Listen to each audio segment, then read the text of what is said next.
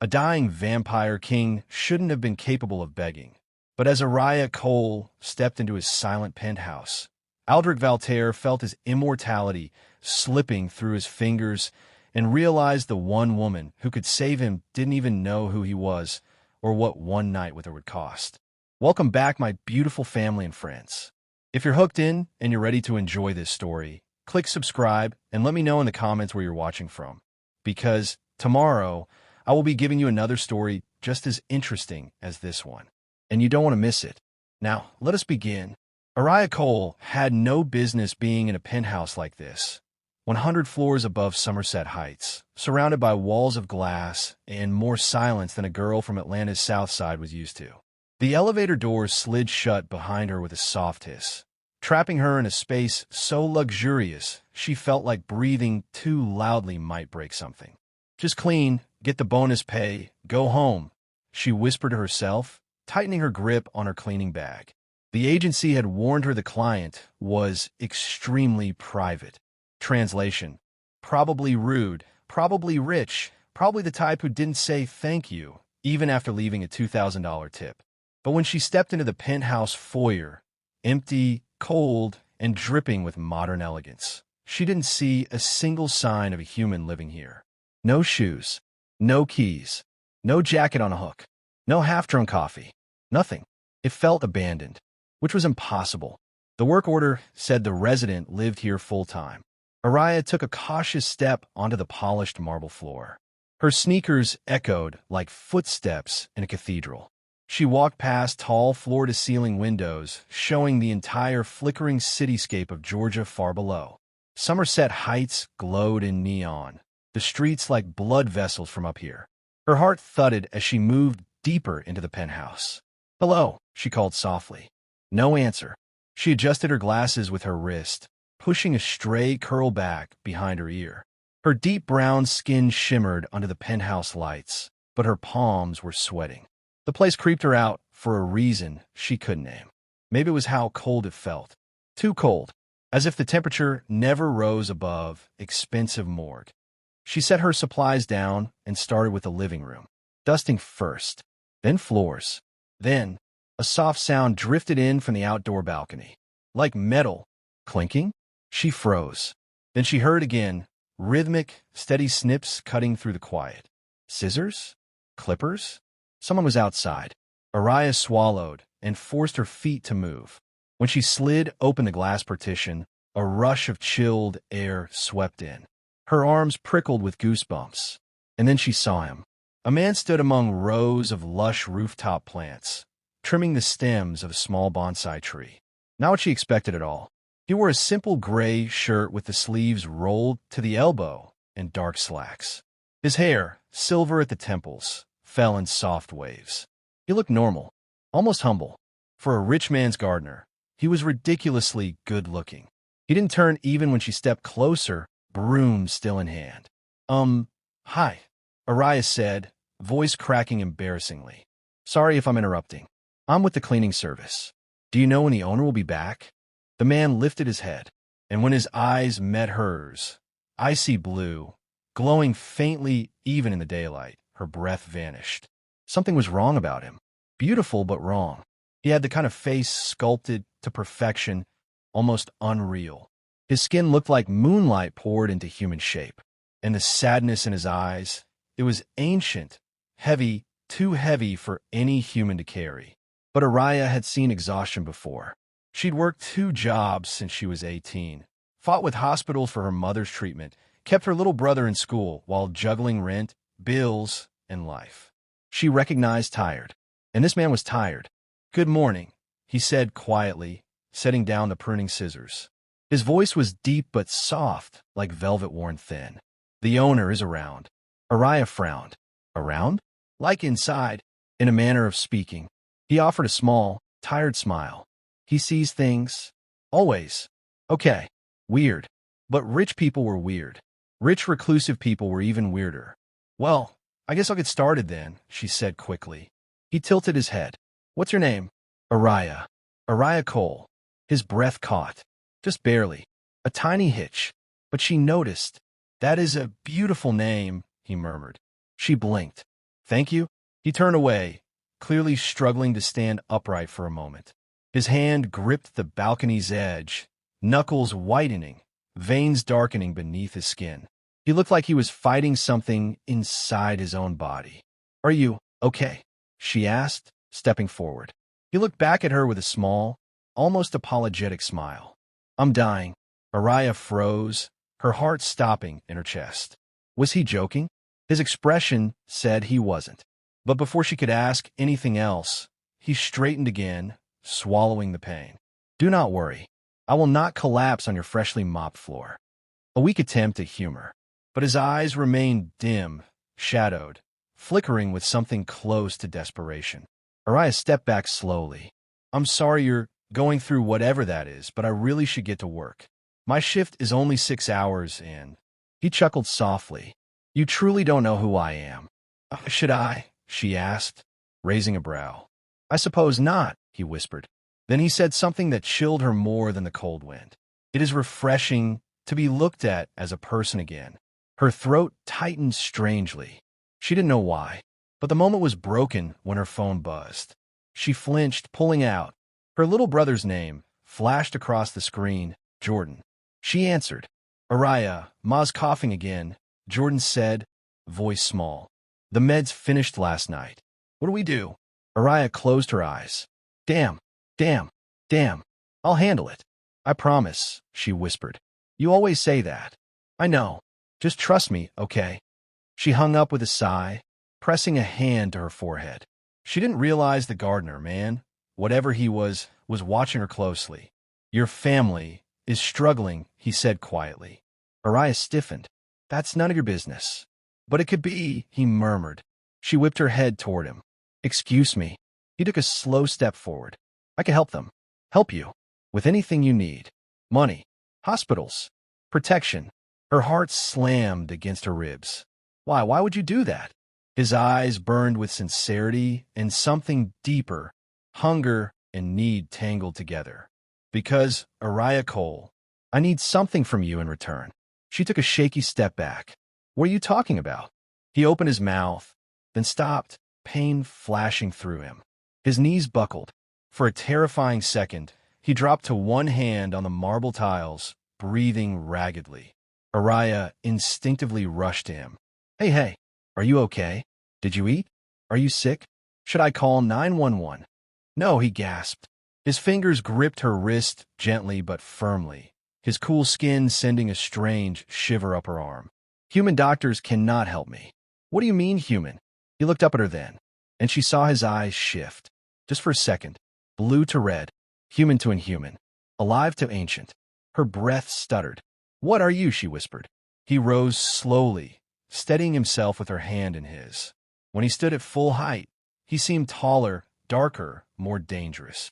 He leaned in slightly, voice barely above a whisper. My name is Aldric Valtair. Araya blinked. Wait, the Aldric Valtair? As in, the billionaire who never shows his face? The one with all those conspiracy videos about being, His lips curved slightly. A vampire? He finished for her. She swallowed hard. You think you're a vampire? I do not think. He stepped closer, eyes glowing faintly. I am. She stumbled back, nearly tripping over one of the balcony chairs. No, you're messing with me. This is some prank for rich people, or something. Aldric's gaze softened. I wish it were. He looked ashamed, vulnerable. I am dying, Araya, he said quietly. My blood has been poisoned. My immortality is collapsing.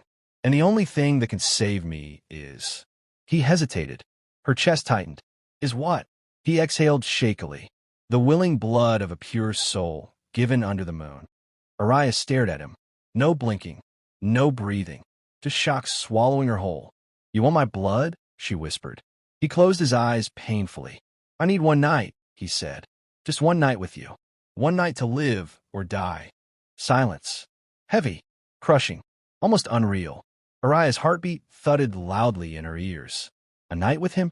A vampire? A billionaire vampire king? And he wanted her, Araya Cole from Atlanta, because she was pure? She felt heat rush to her cheeks, anger mixing with fear. Why me? She demanded. Out of millions of women in this city, Why the hell me? Aldric opened his eyes again, glowing softly. Because your soul is untouched by darkness. Because your heart is unbroken.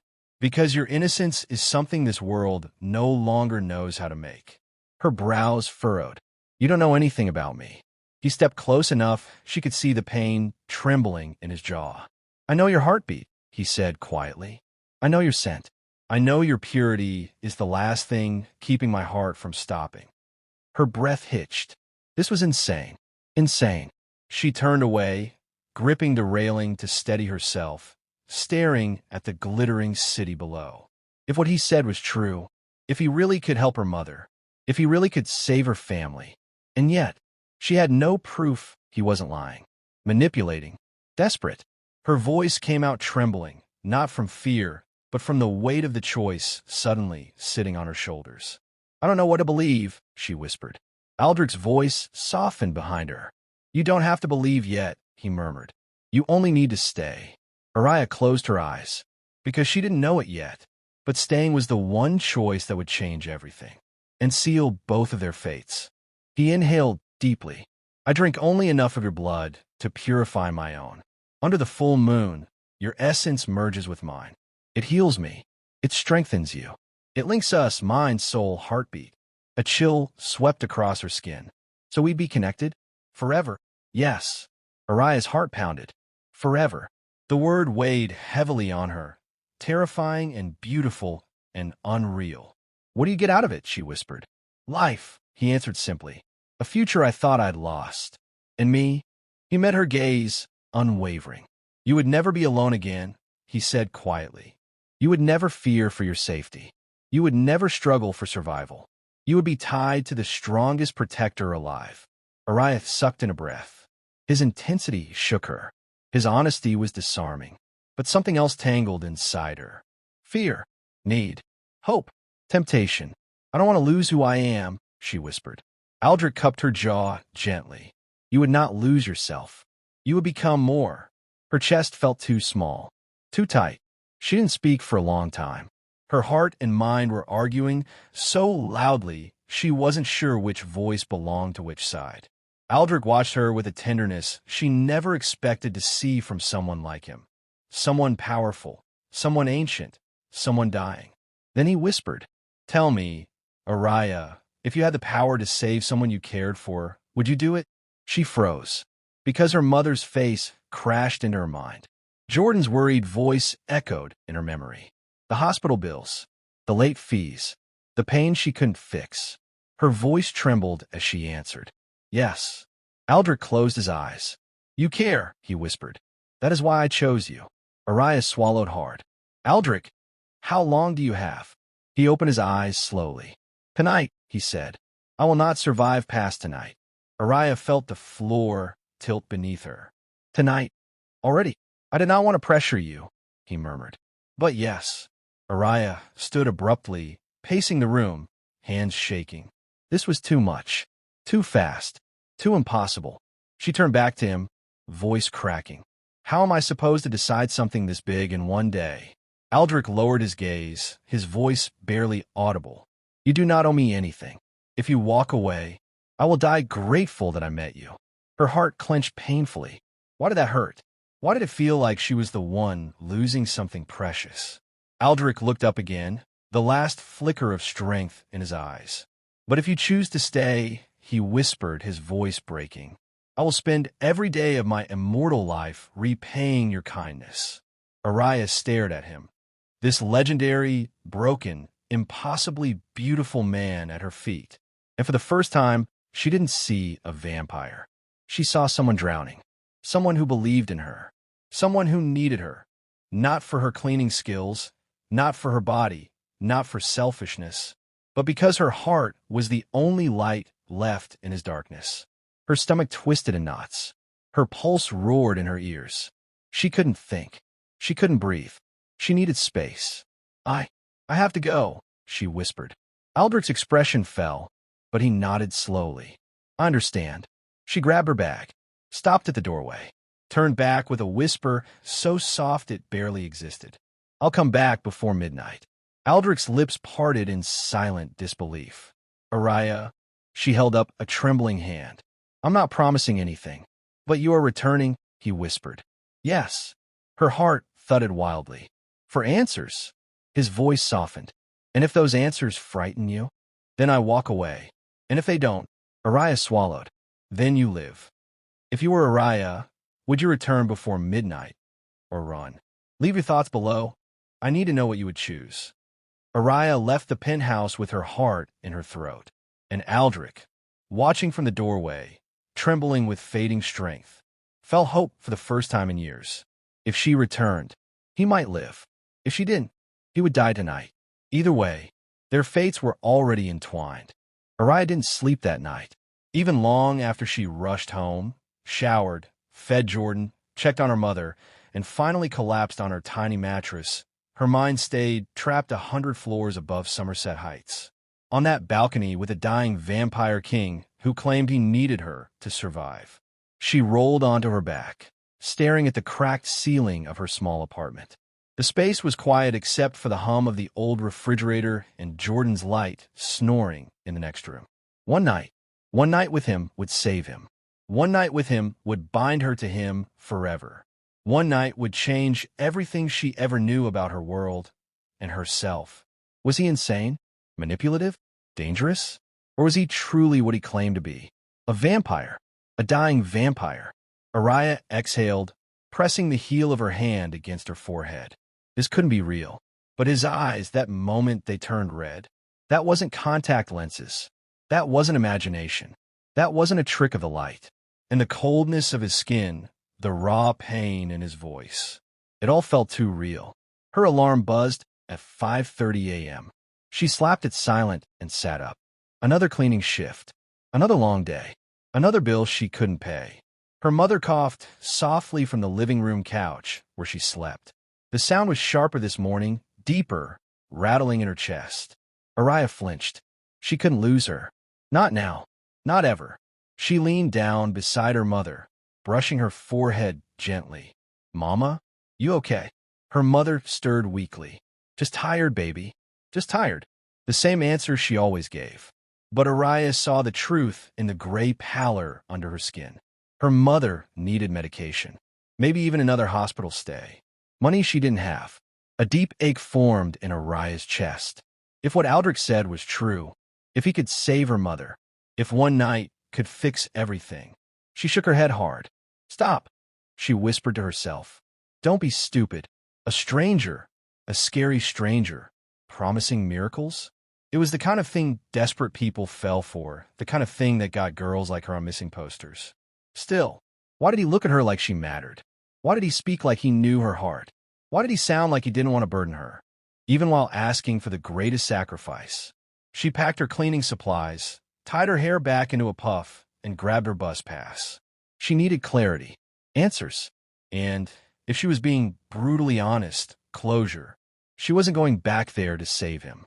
She was going back to end the conversation, to tell him no, to walk away. That's what she told herself anyway. Aldric had not slept in centuries, not the way humans did, but he rested, or at least he used to. Now he lay on the cold floor of his penthouse bedroom, his breath shallow, his skin pale and washed out like the moon trapped in daylight. His body rejected every droplet of blood he consumed.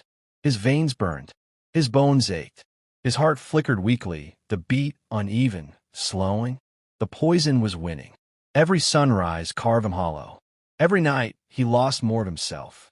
And all he could think about was the girl with hopeful eyes and tired hands, standing on his balcony with the courage of warriors who didn't know they were brave. Araya.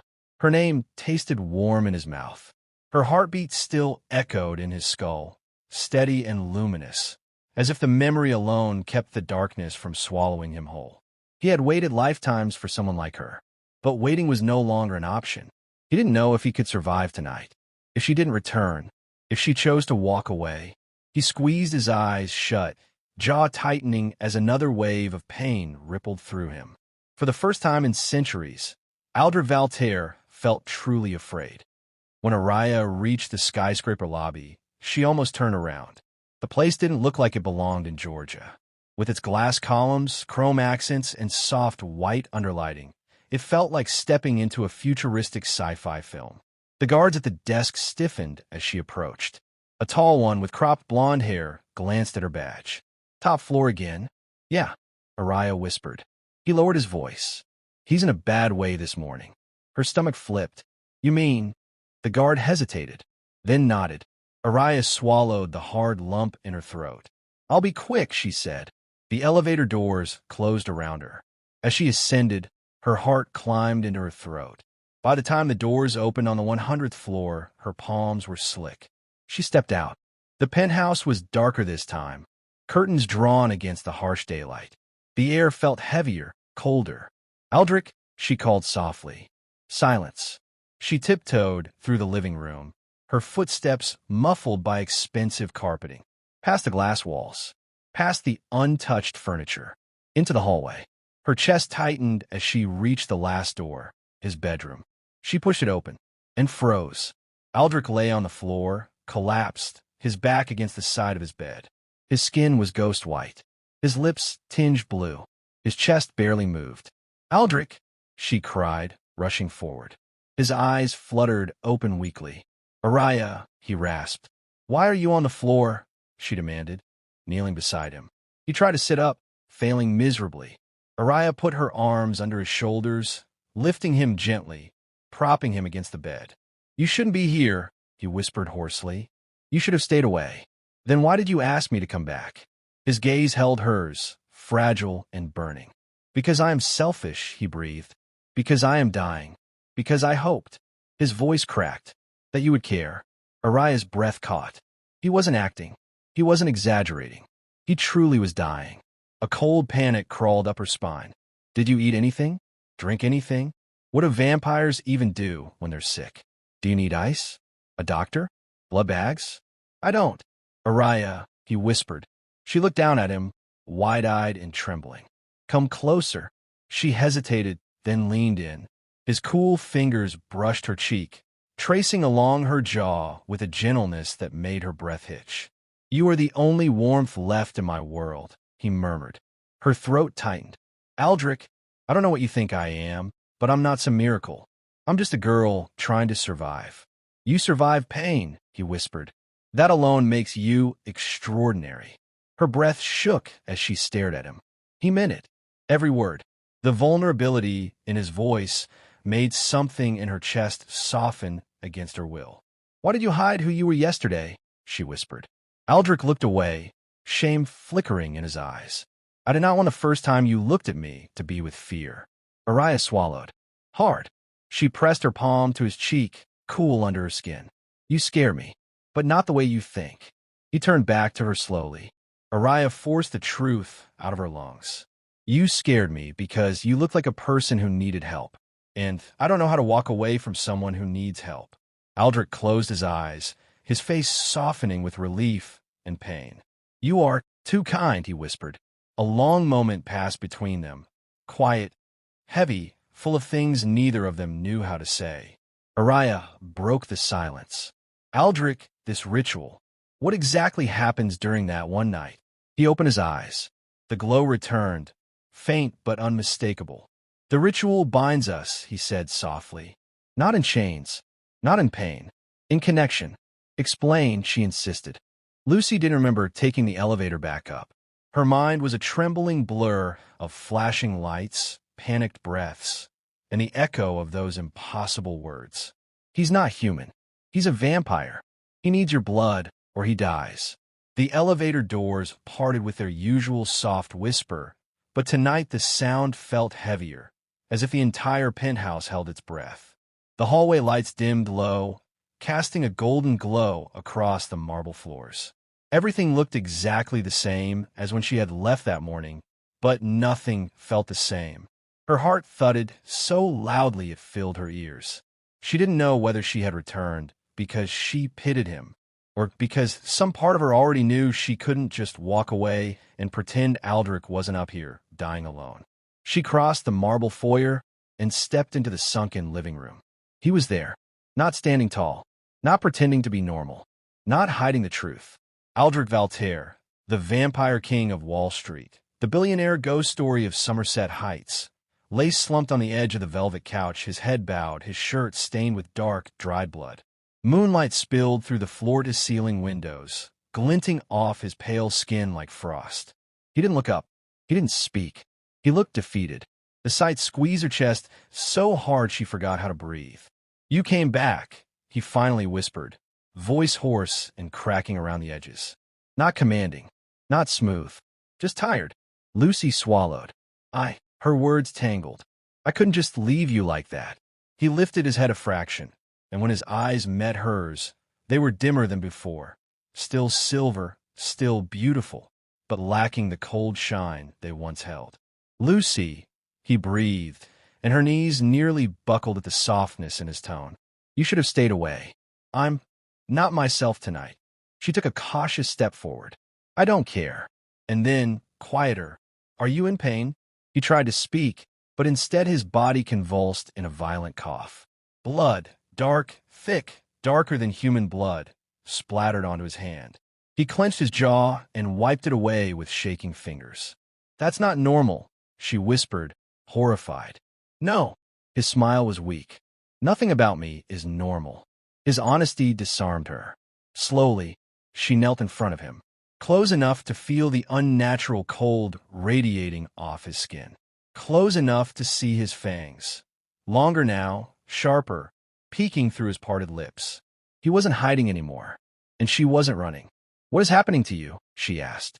Aldric exhaled, his breath trembling. "My blood is dying. Every hour, every minute, I lose more of my strength." A human would call it organ failure, but for a vampire, it is far worse. He rested a hand against his chest. Lucy followed the motion, noticing the faint dark veins creeping toward his throat. "How long do you have?" she asked softly. He looked at the moon, as if time itself lived in the sky. "Until sunrise," he whispered. "Maybe." Her breath hitched. "Aldric." He closed his eyes. "I did not summon you here to frighten you. I had hoped to speak to you gently, earn your trust slowly, reveal everything the right way. But the poison is spreading faster than expected, and the ritual," his throat tightened, "it requires a human of purity." Lucy froze. He wasn't talking about innocence or virtue. He meant something deeper. A soul untouched by cruelty, by malice, by greed. A heart that still believed in goodness even after suffering. Her heart squeezed painfully. She didn't know whether to feel honored or terrified. "Aldric," she whispered, "why me?" He lifted his gaze to hers. For the first time she saw him without the mask. No charm, no arrogance, no supernatural glamour. Just a man. A man who had lived far too long. A man who had lost far too much. "Because when you speak," he said softly, "your voice sounds like hope." Lucy's breath faltered. "And when you look at me," he continued, "you see a person, not a monster, not a myth, not a king. Just a man trimming his plants. No one has done that in centuries." Her eyes burned. "In your heartbeat," he swallowed hard. "It is pure, whole, unscarred. Every human carries shadows in their blood. Pain, betrayal, corruption. But yours is light. Pure light." Lucy looked down, fingers trembling. "But I don't feel pure. I've struggled. I've hurt. I've cried. My life hasn't been." "Darkness does not come from suffering," Aldric interrupted gently. "It comes from surrendering to it. And you never surrendered." Tears welled in her eyes before she could stop them. He was wrong. She felt broken many times. But the way he said it made her feel seen, valued, chosen. She wiped her cheeks. "You said there's a ritual." Aldric stiffened, pain flickering across his expression. "Yes, and if I ask it of you directly, it becomes coercion." He lifted a trembling hand, but stopped before touching her. "Lucy, I will never enslave you. I will never take your will." "But if I offer," she asked quietly. His entire body froze. His chest rose and fell in a shaky breath. "Then I will live, and you will be bound to me. Forever." The last word hung in the air like a blade and a promise all at once. "Bound how?" she asked. "Your life," he whispered. "Your soul. Your emotions. The bond is ancient, powerful, irrevocable. You would feel what I feel. Experience my world. become a part of the vampire realm. You would no longer be ordinary. And if I say no, he looked away, jaw tightening, then I will greet the sun tonight. Her heart cracked. She hadn't expected that answer to hurt as much as it did. Lucy moved closer, almost instinctively. Aldric, please look at me. He turned his eyes back to her, haunted, vulnerable, pleading, and she felt her resolve crumble.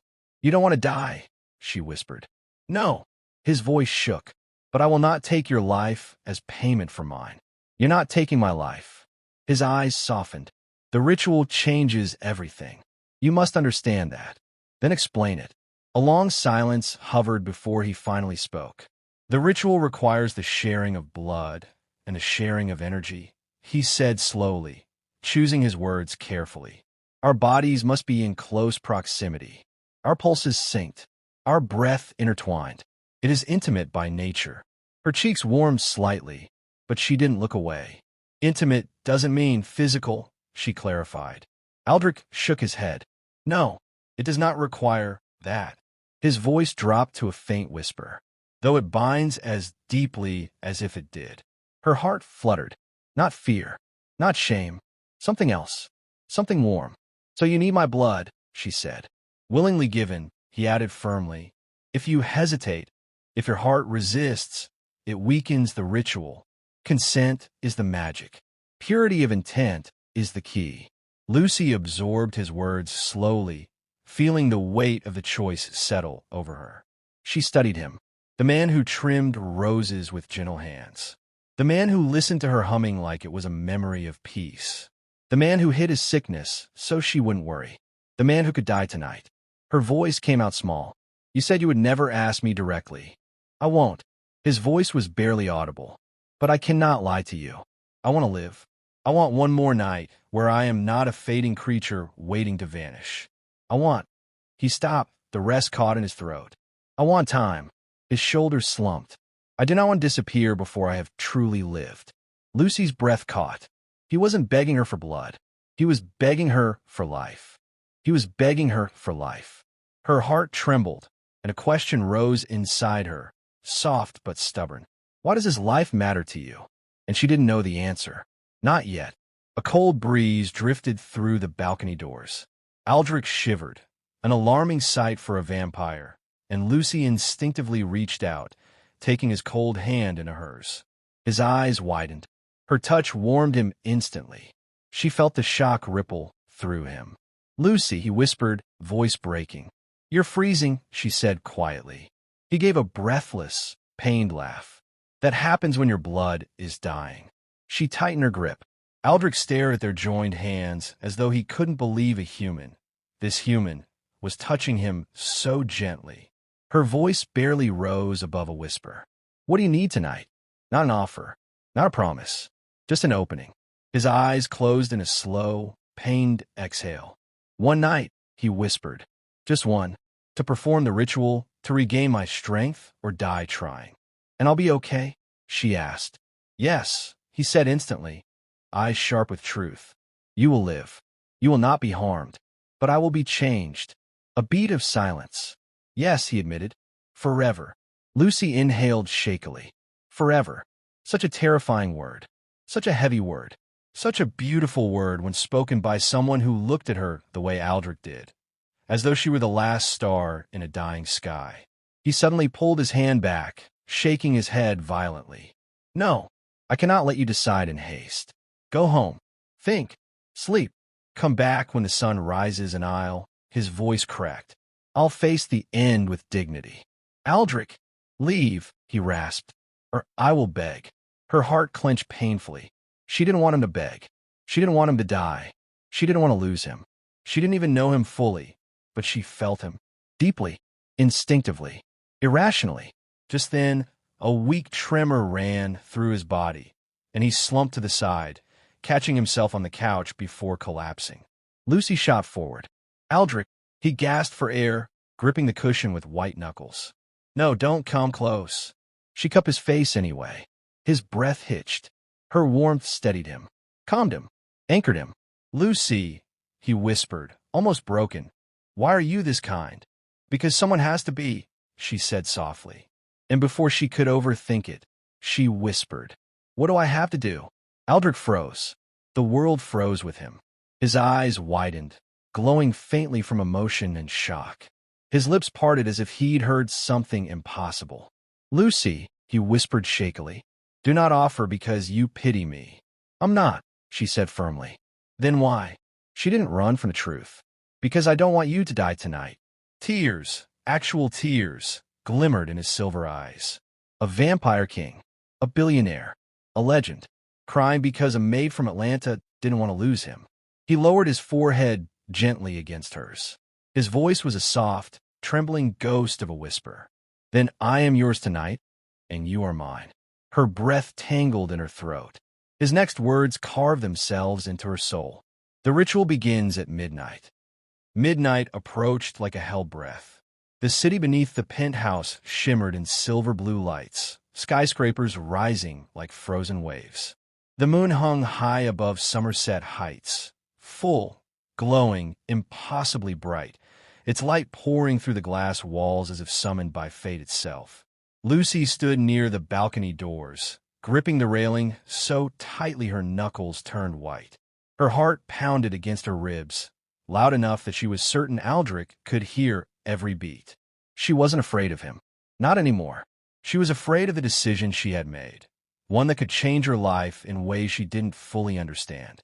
Behind her, Aldric stood slowly from the couch. He had changed clothes, gone with a blood-stained shirt and trembling posture.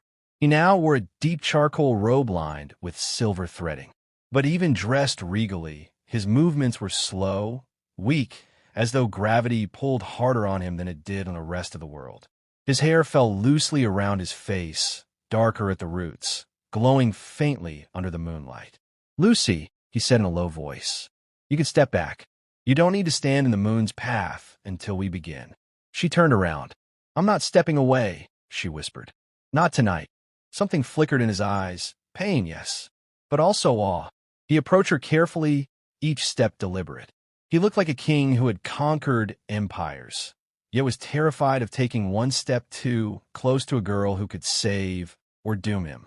He stopped an arm's length away. "Before we begin," he murmured, "you must hear the truth, all of it." Her pulse skittered. "I'm listening." Aldric inhaled sharply, eyes clouded with memory and fear. "Lucy, I'm not only dying. I'm being hunted." The words sliced through the air. "Hunted," she repeated. He nodded, jaw tightening. "The Council of Eternal Blood, the governing body of our realm, knows of my illness. A weakened king is a threat. A dying king is an opportunity." Her stomach tightened. "Opportunity for what?" "To remove me," he said softly. "To replace me. To seize my empire. To punish my clan for centuries of independence." His gaze locked onto hers. "And if they learn you exist, if they learn you're the one pure soul who can heal me, they will take you." A cold chill ripped down her spine. "Take me," Lucy whispered. "Why?" "Because your blood is power." His voice lowered to a dark, ancient rumble. "Power to resurrect. Power to bind. Power to control." He stepped closer, so close she could smell him. Cool, clean, a faint scent like winter searching for fire. "I would burn this city to ash before letting them touch you," he whispered fiercely. Lucy's breath caught. He wasn't exaggerating. She felt the raw truth in his voice. But her fear did not turn her away. It only strengthened her resolve. "Aldric," she murmured, "if helping you means I'm in danger, maybe I was always meant to be the one who helps." His eyes widened slightly, as if surprised by her courage, her softness, her willingness to stand beside a monster the world would run from. "You have no idea," he breathed, "what your courage does to me." Her heartbeat fluttered wildly. A soft silence drifted between them, thick and heavy, charged with something that warmed her ribs and made her cheeks flush. Aldric looked away first. "There is more you must understand before the ritual," he murmured. "You will not become a vampire. You will remain human. But your senses, your intuition, your strength, they will awaken. Grow. Sharpen. You will be changed." Lucy swallowed. "Change how?" "Your lifespan will extend," he said. "Your body will heal faster.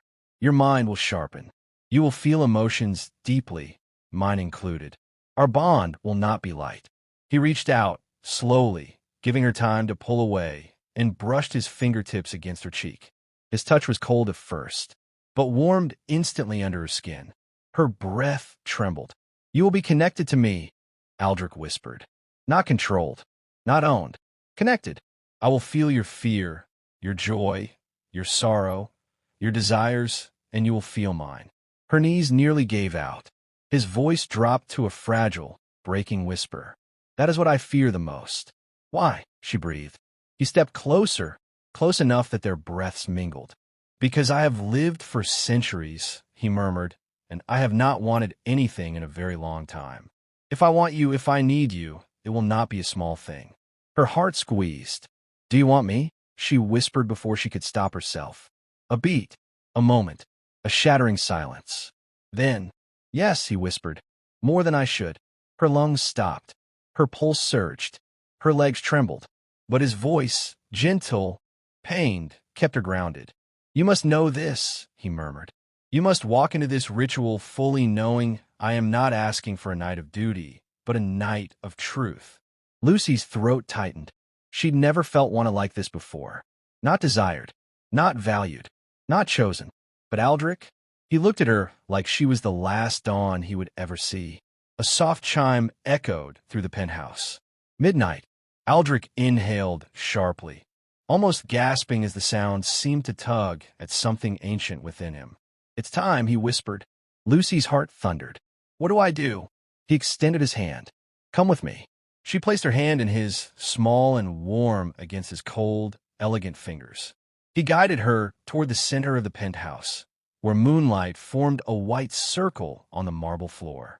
The city glittered around them like a silent audience. Aldric stopped at the edge of the moonlit ring. Step inside, he murmured. She did.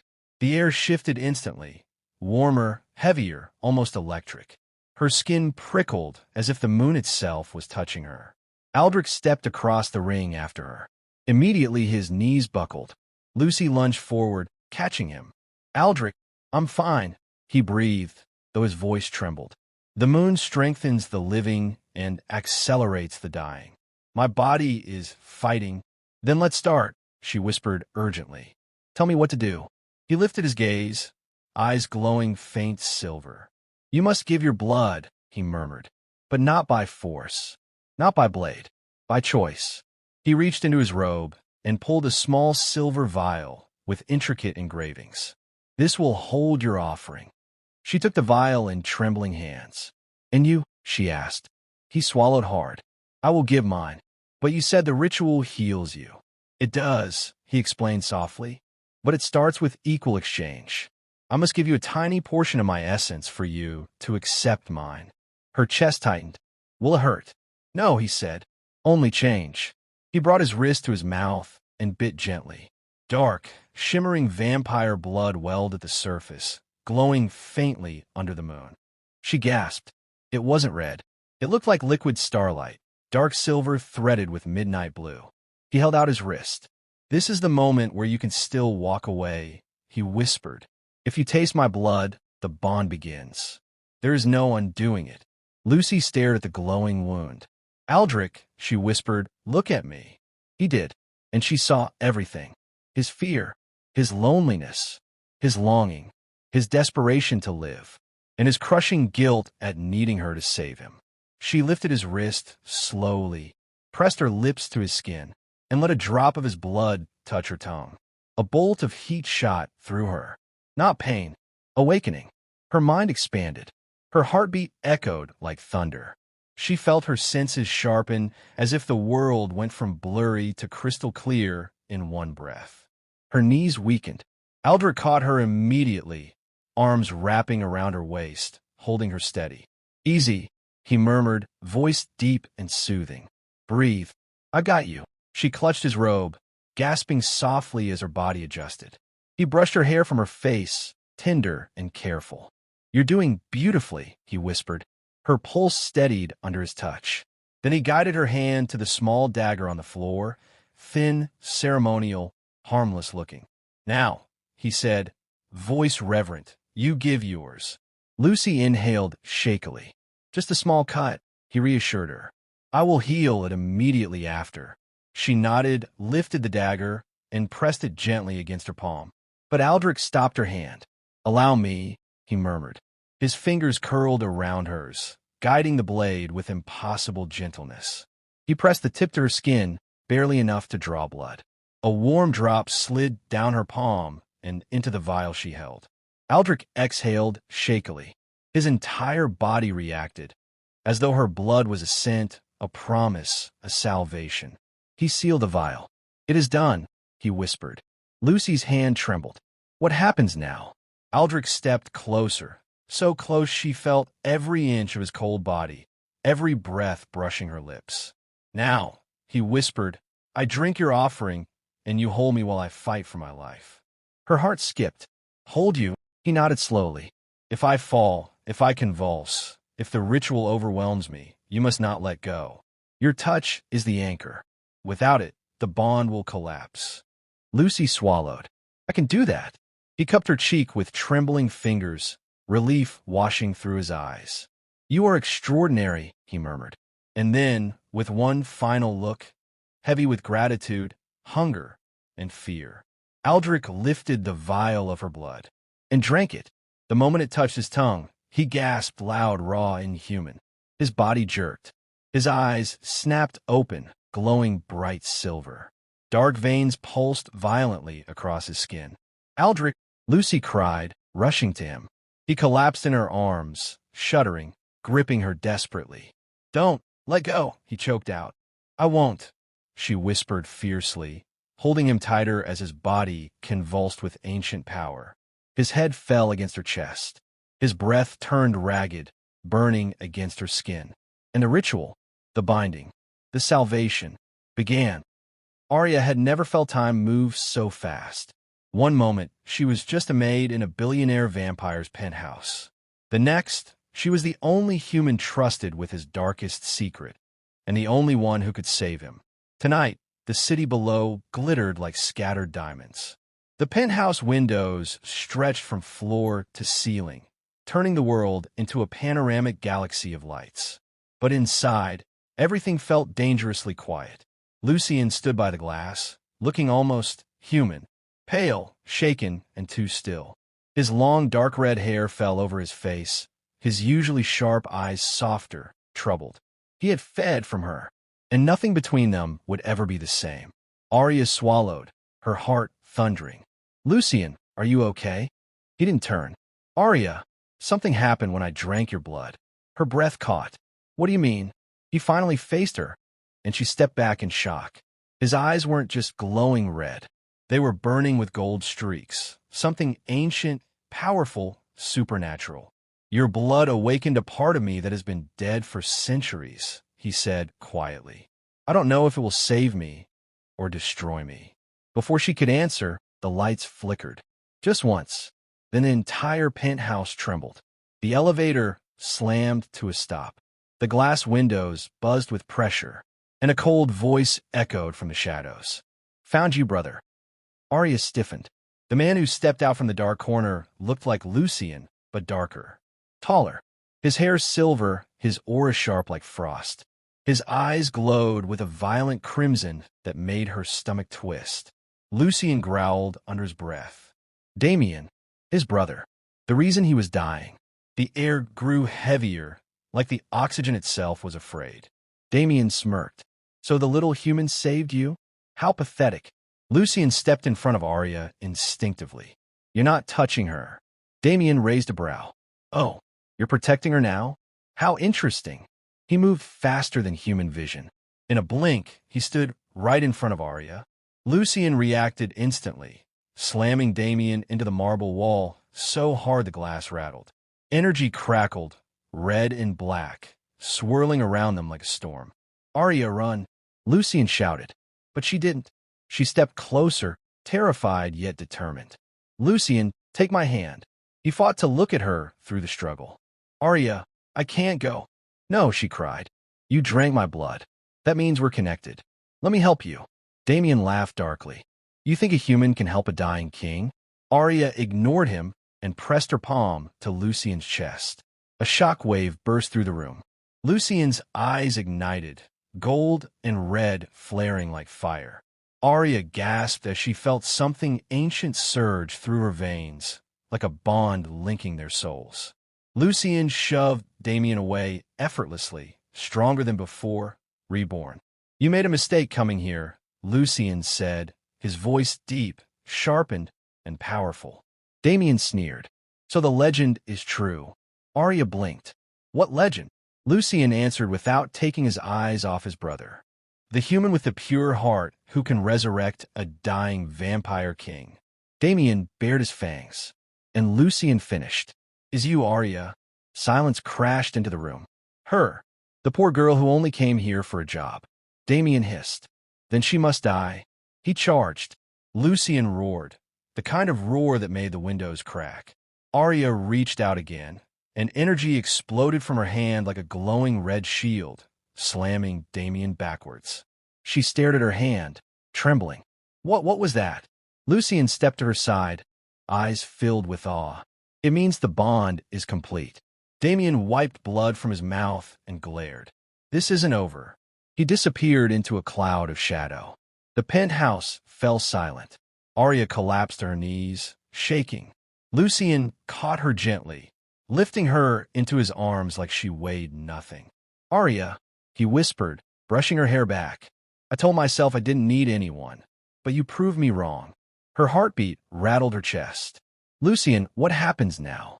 He looked at her with a warmth that could melt stone. "Now," he murmured, "you are mine to protect, and I am yours to save." Their faces hovered inches apart. The city lights reflected in his golden red eyes. "You changed my fate," he whispered, "and I will change yours." Her breath trembled. "Lucien," he leaned in, slow, gentle, claiming, sealing the bond that nearly destroyed them. And somewhere in the shadows of the city, Damien watched, smiling, because this was only the beginning. Thank you for watching this story to the end. If you enjoyed this story, you will surely love the next one. It's as crazier and more intriguing as you can ever imagine. So do check it out. Click on the image showing on your screen right now to watch the next one.